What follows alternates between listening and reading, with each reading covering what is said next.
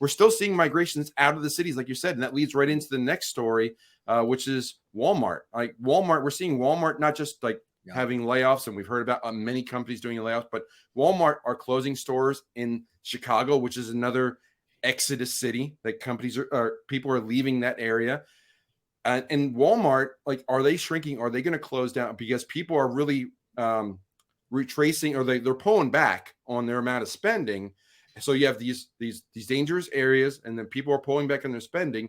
So it makes sense that they would, shrink a little bit and have less stores. Like I even heard Jeff Bezos quoted as saying, Amazon may not be here in a few years because like people aren't going to be ordering online as much, because then you have to rely on the shipping and the cost of that, and if fuel costs go up. So and as people pursue more local type vendors. But I don't know what you guys think. So Dylan, how do you think about the Walmart angle there?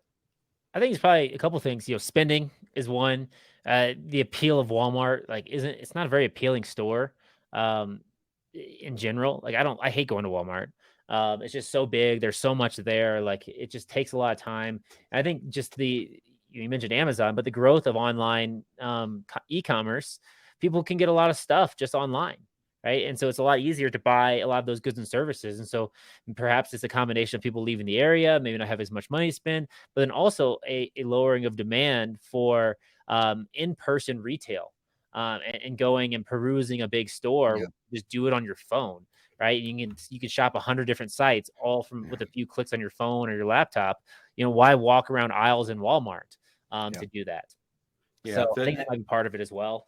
But it's just something to look into. I think some of the debate, though, is like, for a lot of these places with Walmarts, now this doesn't happen in Chicago, but in certain areas, especially depressed areas, it's the only game in town. They pushed everybody else out. So them being pulled out, that's a big impact on those, less fortunate areas that don't have an alternative. But Patrick, what's your take on these stores closing up and like what could be the next version of the economy? And as we're heading to maybe 15-minute cities and you need to be close and get to a store, what's your take on like some of these angles?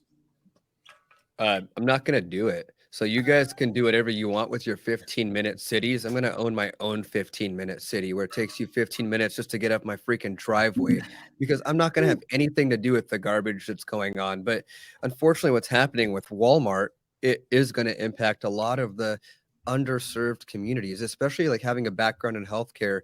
It is sad. A lot of these Walmarts are the places where they go. The same thing with these Targets where you have CSV in them now, or CVS. Was that right? CVS. So for me, it's just like really sad to know that this is the kind of impacts that we're seeing. And whenever we see this happening, and we know that finally the government said the recession's here, but now that the recession is obviously affecting us, and we start to see some versions of hyperinflation and some versions of disinflation all around industries, and it will depend on what we demand.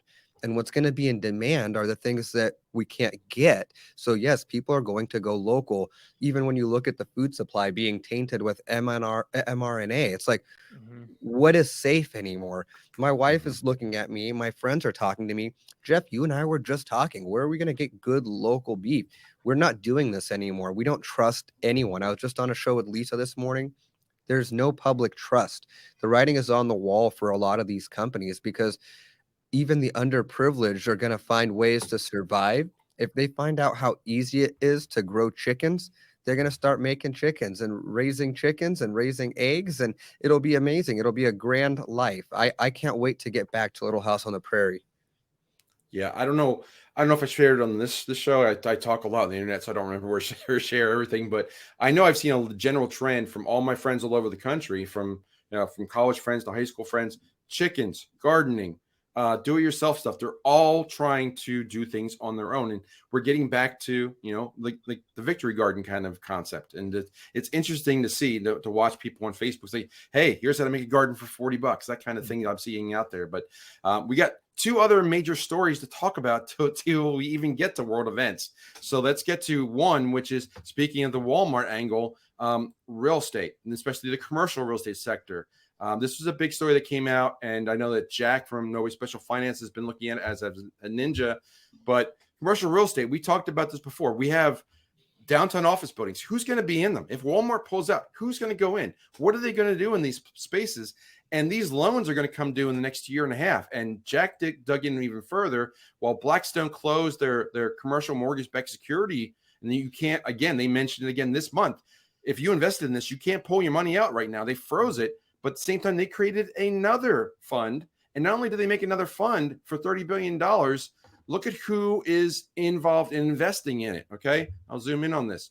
They are now promoting this and pushing it towards teachers' retirement.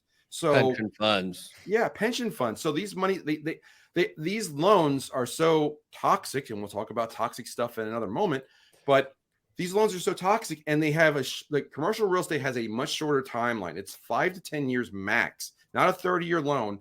So they have like a balloon, or they have to refinance every 4 or 5 years to keep things moving. And people look at like, well, what's your rent roll? Well, how much rent are you getting per month? Can you afford these payments? People look at the numbers very, very much. That's why I like commercial real estate so much.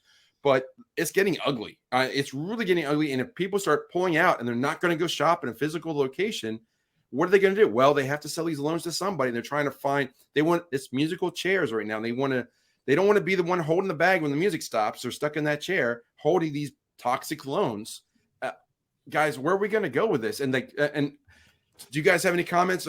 I'll throw it out to either one. Who's got a comment on this section?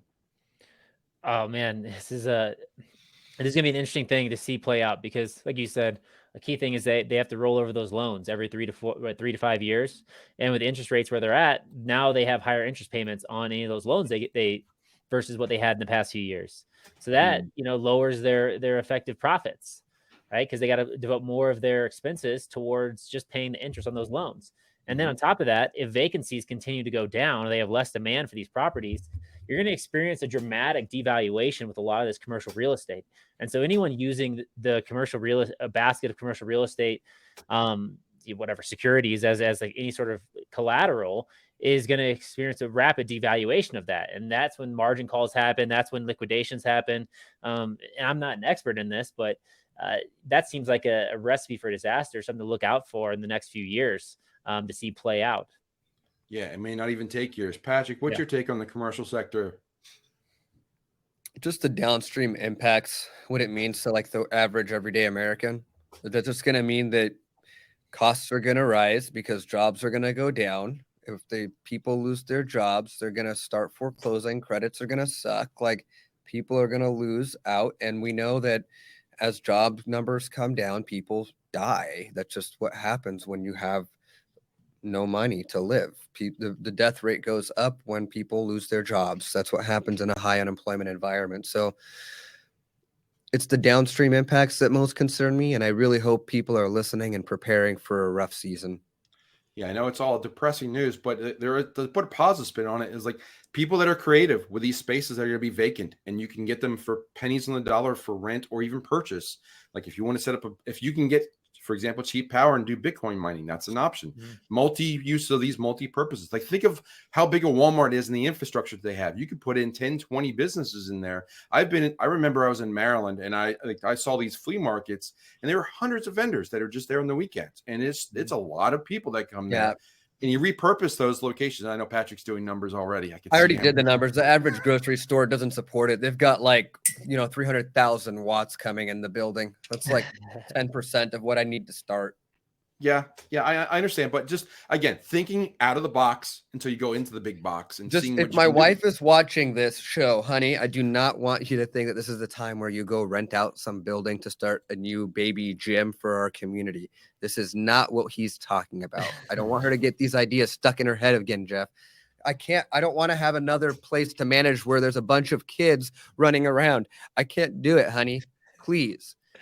Yeah, I've worked in now that I got that off my chest. Those kids can be multiple ages too. So, but we've got one more section to, speaking of things that how they're, fizzling out. Let's take a look at some of the other stories that are also in the toxic loans. How about these for toxic stories? We have toxic smoke spewing in a fire. Let's see. This one is Indiana. I think this is the Richmond, Indiana. Yeah, so we have to ask which one we're looking at now. Yeah, guys. and this one's There's so many fires, it's ridiculous. What is happening? Like here's Jersey spontaneously City at the same time. I mean, there are lots of fires, lots of things. Just like, what are they after? What is the end goal with so many fires that are way beyond the normal rates? What's the motivation? Do they want the land? Do they want the resources? What could they be possibly hunting for there, Patrick? There's so many options that we could talk about, but I really believe that there's two different plays here. Option one that we've heard a lot is they're going for the minerals underneath that area. And that's a big possibility, right? That could be it. But option two is they're looking for reasons to force people within these 15-minute cities that I told you I would never be part of. That's right. I heard that too. Dylan, any takes on all these the fire starters here? No, I haven't went down that rabbit hole. I mean, I think it's unfortunate when you get these massive fires that spew all these chemicals into the atmosphere and the area around it. I mean, that's one of those things that plays out for years to come. All that fallout infects the insects, which infects the rivers, which infects the fish, which it's just no good for these areas to see that. And it just, you gotta be more cautious. And of course, obviously, like if there's an ulterior motive, that's no good either. But something, man, we really need to make like some notes and start putting something like happy in our shows. Okay, you guys know what I'm saying here? Yeah, because you guys are feeling this too. I've been saying it for a while. Like nothing really sounds great. So let's start finding something. If you guys are out there and you're hearing great things, share some great news with us too, please, because we'd love to hear the good news. Just tell us how people are winning. If you know of a farmer who is ready to ship me beef and I can pay him in crypto, would you please let me know? I know one. Yeah. We gotta have this guy on, a guy named Texas Slim, and he runs the Beef Initiative. Okay. So shout out Texas Slim on Texas with Slim. our favorite winemaker, and let's just have a wonderful time. I think we can host an event somewhere with these two gentlemen. Yeah. Well, and I think one more positive, just to the story about the commercial real estate not looking so hot. In my mind, I'm like, man, I can make this awesome like bachelor pad loft in some of these old commercial buildings. If it's super cheap, you can have this big, awesome space. One of those like really cool looking ones from, what I'm talking about, where it's just a big. I know exactly what you're talking about. I watched all of The Arrow. Yeah. The Arrow. Arrow. Okay, gonna write like the that Green one. Arrow. Was that it? Yes. Stop. Don't laugh at me. They have the exact thing you're talking about, so you'd probably like it. Exactly. Yeah. So like that'd be luxury super cool. living. Yeah, but then of course it's not like it's the new luxury, right? Where you get commercial properties for the cheap and you design these really cool lofts in there. And the city's now away, by itself, and all the people, because people are gone. They went to the 15-minute cities. Now the old cities are, there's a lot of space. Imagine the parties and raves you can have in a place like that. So we'll leave it there. That's rather like all the domestic concerns that we have. Let's turn the page here and look at the world events and see if that's any more joy. I doubt it, but we'll go there. We will find joy in it.